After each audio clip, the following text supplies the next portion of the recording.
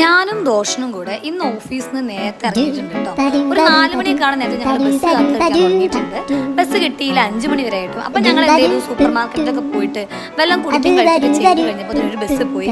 അങ്ങനെ അവസാനം ഒരു ബസ് കിട്ടി. ഞങ്ങളിതാ കിയാര മോൾ എടുത്തിട്ടോ. ഞങ്ങളല്ല, ഞാൻ അഭിനയിച്ചിട്ട് മോള് വന്നിട്ടുണ്ട്. അപ്പം അതുകൊണ്ട് എനിക്കിന്ന് കാക്കനാട് പോകണം. ഞാനിന്ന് അവിടെയാണ്. അപ്പം ഞാൻ എത്തിയപ്പോൾ തന്നെ ക്ഷീണിച്ചെത്തിയതായതുകൊണ്ട് അഭിനയിച്ച് എൻ്റെ ഫേവറേറ്റ് ആയ ബുൾസയും ഒക്കെ ഉണ്ടാക്കി തന്നപ്പോഴത്തേക്ക് ചേച്ചി വന്നിട്ടുണ്ട്.